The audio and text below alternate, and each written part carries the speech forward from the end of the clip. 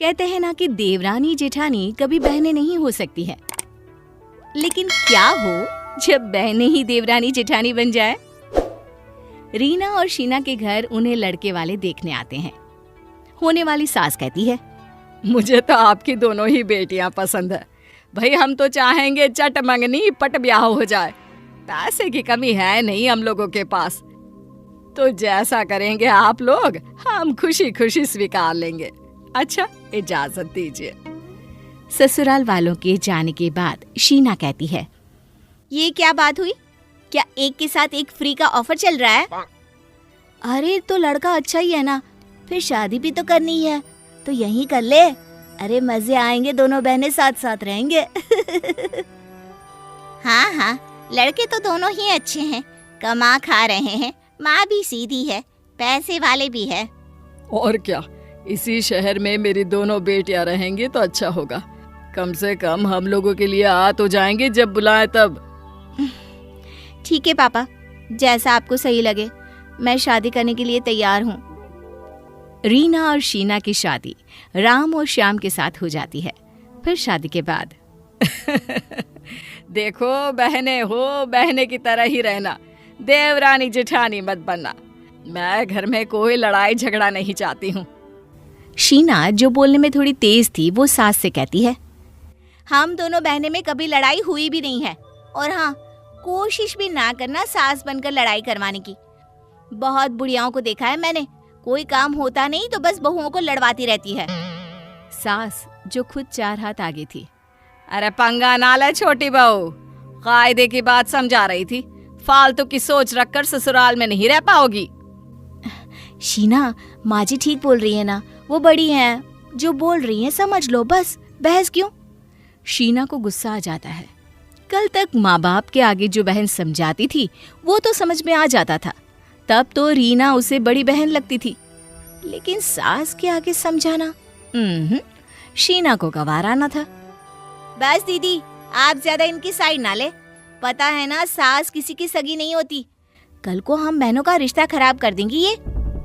रीना को शीना पर गुस्सा आ जाता है और वो उसे डांट कर अंदर भेज देती है।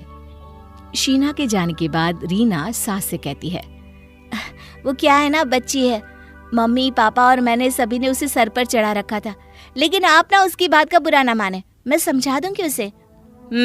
समझा देना, कायदे से रहेगी तो फायदे में रहेगी। बिना बात के लड़ना ना मुझे आता है ना मैं चाहती हूँ। सास भी चली जाती है। शाम को, दीदी मैंने इडली बनाई है, आइए खाते हैं। जीजू को भी बुला लो ना, मेरे कमरे में आ जाओ, मैंने वहीं लगा दिया है। और मैं क्या नहीं खाऊंगी? शीना को सास पर गुस्सा तो था ही। हाँ हाँ, क्यों नहीं खाएंगी, आप तो पहले खाएंगी।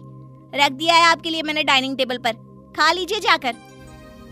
चारों कमरे में खाने चले जाते हैं और सास बाहर अकेली बैठी होती है। एक रोज फिर, दीदी मैंने 4 टिकट करवाई है फिल्म की, जीजू को बोल देना शाम को जल्दी आ जाए, और हाँ, खाना भी चारों बाहर ही खाएंगे। सास वहीं खड़ी होती है। शीना उन्हें देखती है और गंदी सी स्माइल देकर चली जाती है। तो ये पंगा ले रही है मुझसे, जानती नहीं है ना मुझे।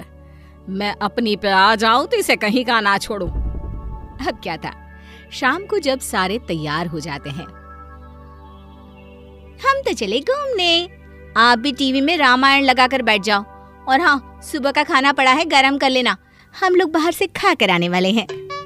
शीना जैसे ही बाहर निकलने वाली होती है, सास धीरे से शीना की साड़ी को पास के कील में फंसा देती है और आवाज आती है, चर्र। ओह, फटी साड़ी पहनकर जाओगी? अरे जाओ जाओ, शक्ल तो वैसे भी भिखारी जैसी है ही, फटे कपड़े देखेंगे तो लोग जमकर पैसा देंगे। शीना को सास पर गुस्सा आ जाता है। वो जवाब देने ही वाली होती है कि अरे मुझसे बहस करने से अच्छा है कि जाकर साड़ी बदल लो, कहीं फिल्म ना छूट जाए।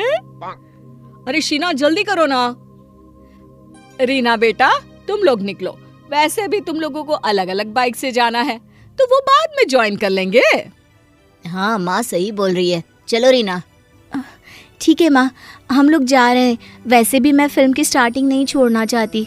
अरे जाओ ना तो फिर जल्दी से। शीना फिर से साड़ी बदलकर तैयार होकर आती है। 9 बजे की फिल्म और 9 तो यही बज गए। अरे शीना क्या है यार, वक्त पर तुम कभी तैयार नहीं हो सकती। अरे नहीं जाना था तो टिकट लिया ही क्यों, पूरा मूड खराब कर दिया। अरे मैं तैयार हो गई हूँ ना, चलो ना अब। लेकिन जैसे ही शीना जाने को निकलती है, सास के सीने में दर्द शुरू हो जाता है। हाय रे, मर गई। अरे माँ क्या हुआ, क्या हुआ आपको? अरे दर्द हो रहा है सीने में बहुत जोर से बेटा, कुछ कर। मैं डॉक्टर को फोन करता हूँ, वो आ जाएंगे तो अच्छे से चेकअप भी हो जाएगा तुम्हारा। अरे नहीं नहीं बेटा, वक्त लग जाएगा, तू बहू को लेकर जा जा बेटा। हाँ माँ सही तो बोल रही हैं, चलो ना जल्दी वरना फिल्म छूट जाएगी। ये सुनते ही शीना का पति जोर से शीना पर चिल्ला उठता है। पागल हो गई हो, समझ में नहीं आता या दिख नहीं रहा? मेरी माँ की तबीयत बिगड़ रही है और मैं माँ को छोड़कर पिक्चर देखूं? वाह जी वाह, जाओ जाकर खाना बनाओ, मैं डॉक्टर को बुलाता हूँ। बेटा जैसे ही बाहर जाता है जाओ जाओ खाना बनाओ, और हाँ सिर्फ मेरे और मेरे बेटे के लिए ही बनाना। तू तो वो सुबह का जो खाना बचा है ना, उसी को गर्म कर लेना। शीना समझ जाती है कि ये सारी सास की चाल थी। शर्म नहीं आती बेटी को परेशान करते? मैं कहाँ परेशान कर रही हूँ, अरे मैं तो आराम ही करवा रही हूँ। सारा दिन दफ्तर में थक गया था तो रात को आराम करेगा। और रुक जरा, अपनी बड़ी बहू को बोल दूं कि खाना खाकर ही आए। वो क्या है ना, बहुत नेक है मेरी बड़ी बहू, उसी ने तो मुझे तुम्हारा असली रूप दिखाया, वरना मुझे तो तुम बड़ी अच्छी लगती थी। शीना को अब रीना पर भी गुस्सा आने लगता है, और जैसे ही रीना पति के साथ घर आती है, शीना का गुस्सा बहन पर फूट पड़ता है। शर्म आनी चाहिए थी दीदी जीजू आप लोगों को। अरे जब हम नहीं आए तो आप भी तो वापस आ जाते। अरे लेकिन पैसे बर्बाद हो जाते उसका क्या, तूने ही तो किया था ना सारा अरेंजमेंट। शीना को समझ में नहीं आता कि वो सबके सामने क्या बोली जा रही है। वो तो मैं इस बुढ़िया को सबक सिखाने के लिए कर रही थी, लेकिन ये तो झूठी गेम खेल गई मेरे साथ। रीना शीना को एक थप्पड़ लगा देती है। शीना, ऐसी भाषा बोलकर तुम मम्मी पापा का अपमान कर रही हो, और कोई सास से ऐसे बात करता है क्या?